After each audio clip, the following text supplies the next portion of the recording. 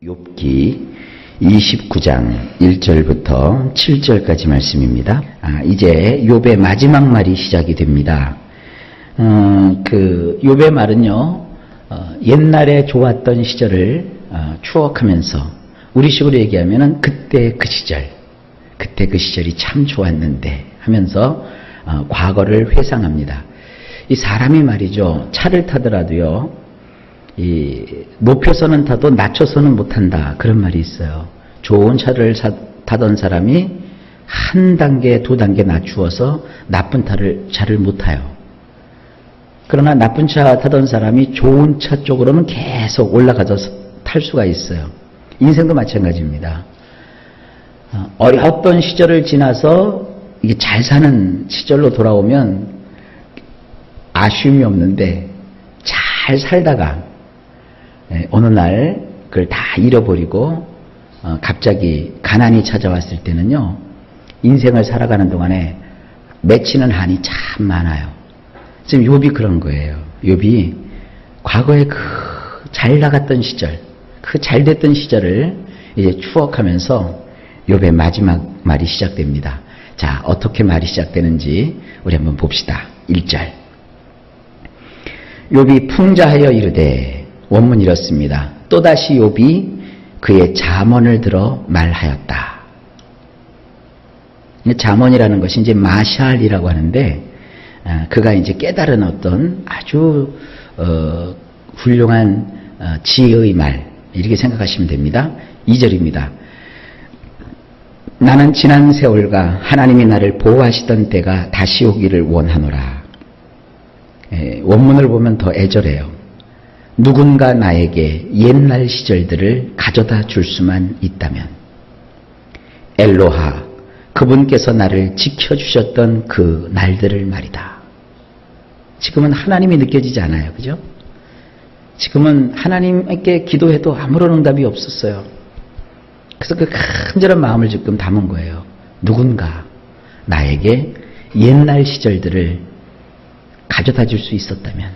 그 옛날이 어떠했길래요? 옛날에는 엘로하, 그 하나님께서 나를 지켜주셨는데 그 날들을 내가 다시 찾고 싶다. 도대체 하나님이 지켜주시는 사람, 하나님이 지켜주시면 어떤 일이 있었길래 욥이 이런 얘기를 할까요? 이제 하나님이 지켜주시는 사람은 어떤지 한번 보실까요? 3절입니다. 그때에는 그의 등불이 내 머리에 빛이었고 내가 그의 빛을 힘입어 암흑에서도 걸어 다녔느니라. 원문이 이렇습니다. 그분이 나의 머리 위에 그분의 등불을 비춰주셨고 그 빛으로 말미암아 나는 어두움에서도 이리저리 다닐 수 있었노라. 여러분 한번 가만히 생각해 보세요. 세상은 별로 바뀌어지거나 달라지지를 않아요. 근데 내 마음에 밝음이 있으면 세상을 살아가는데 어때요? 자신감이 있고요. 세상을 거침없이 살아가게 돼요. 근데 예를 들어 내 마음에 어둠이 있다고 합시다. 갚아야 되는데 갚을 돈이 없고, 또 내가 뭘 이렇게 막 내 마음대로 다니고 싶은데 몸에 병이 들고, 그러면 매사에 어떻게 돼요? 의기소침해지게 돼요. 사람들이 많이 모인 곳에 가면 거기 사람들이 떠드는 사람, 웃는 사람, 깔깔거리는 사람들이 있을 거 아닙니까? 근데 그걸 보면 내 마음이 우중충할 때는 심통이 나지 않습니까? 뭐가 좋다고 저리들 웃을까? 난 이렇게 어렵고 힘든데. 그렇게 생각할 수 있죠. 근데 과거의 욥은요, 하나님께서 그의 머리 위에 하나님의 등불을 비춰주셨어요. 그러니까 이것은 보이질 않아요. 내면의 모습이니까. 그런데 그 빛이 그 마음속에 있으니까 아무리 세상이 어둡더라도 내가 이리저리 다 다닐 수 있어요.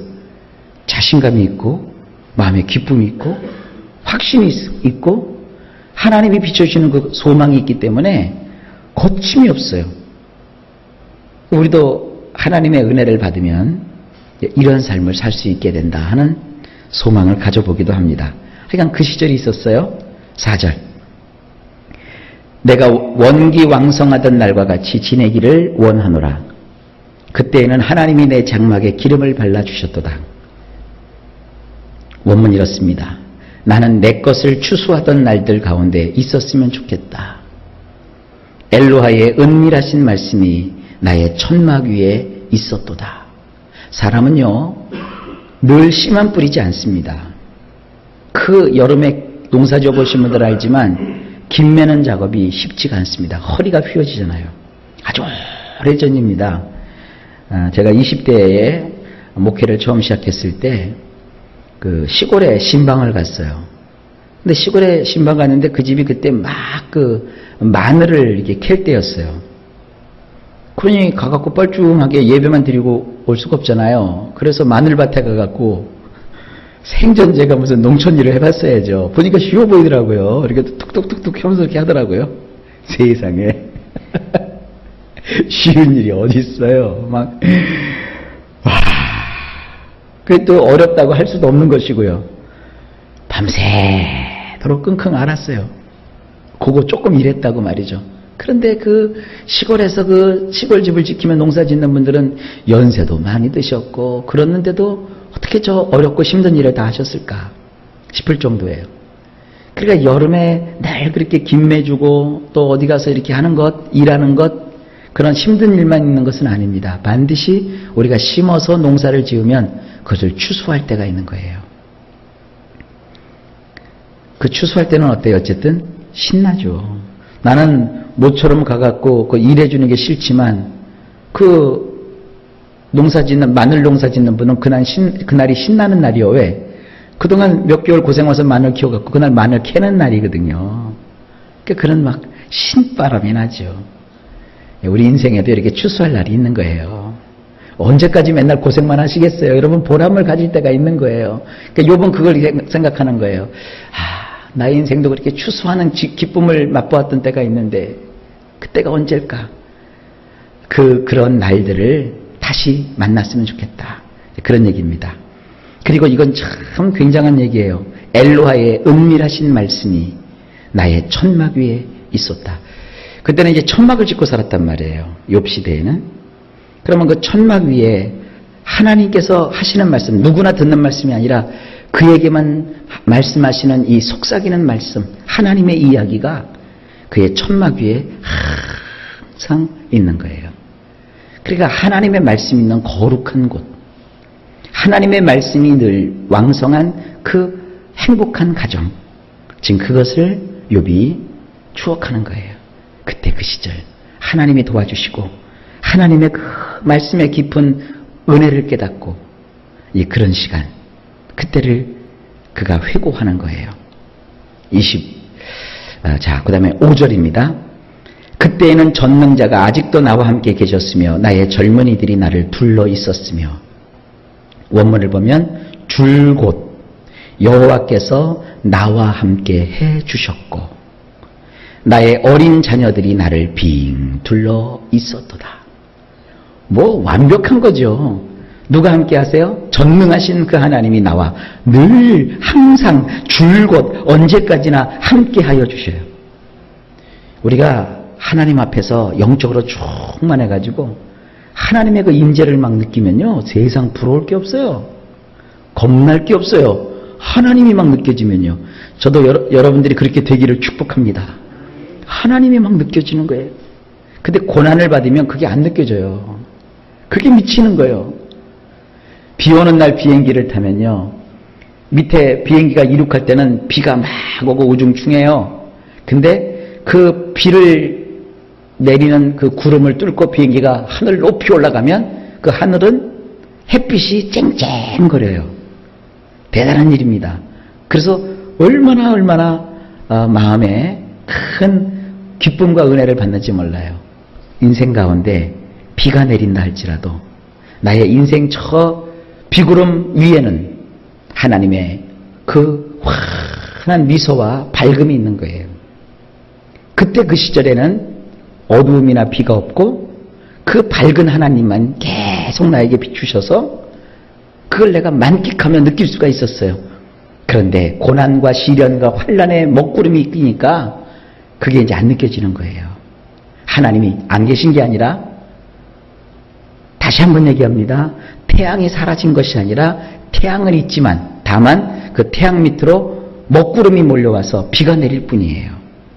그런데 막상 그 시련이라는 현실 속에 들어가면 그 구름 너머에 있는 태양을 보질 못하고 이놈의 날씨가 왜 이 모양이야? 언제 이 비가 그칠 거야?